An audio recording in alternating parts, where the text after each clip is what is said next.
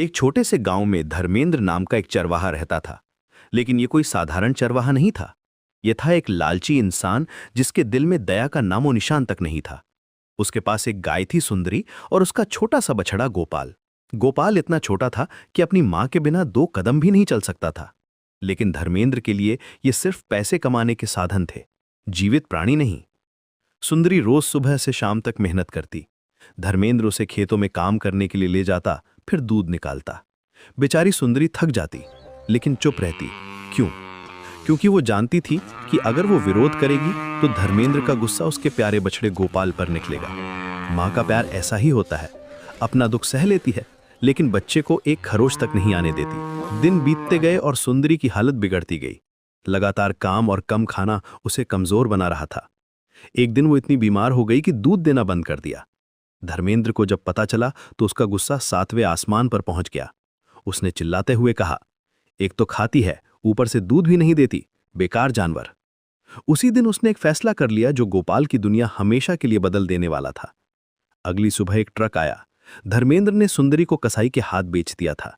जब गोपाल ने देखा कि उसकी मां को ट्रक में धकेला जा रहा है तो वो दौड़कर उसके पास जाने की कोशिश करने लगा, लेकिन धर्मेंद्र ने उसे लात मारकर भगा दिया और चिल्लाया, भाग यहां से, वरना तेरी भी खाल उधेड़ दूंगा।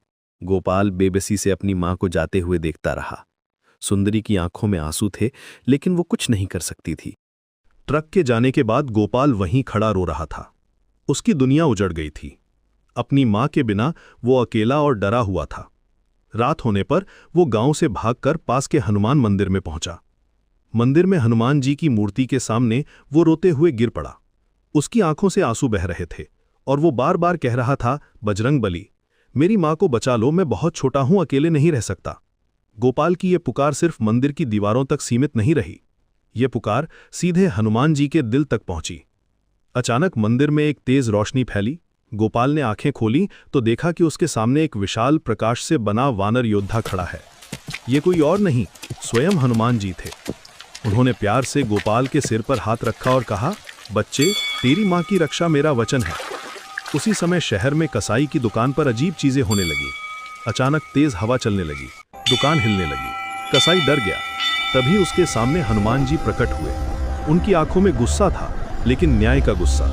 कसाई की हिम्मत ही नहीं हुई कि वो हनुमान जी की तरफ देख सके। वो कांपते हुए बोला, माफ कर दो, मैं गलती कर बैठा। हनुमान जी ने सुंदरी की रस्सियां तोड़ दी और उसे आजाद कर दिया। सुंदरी तुरंत अपने बछड़े के पास पहुंची।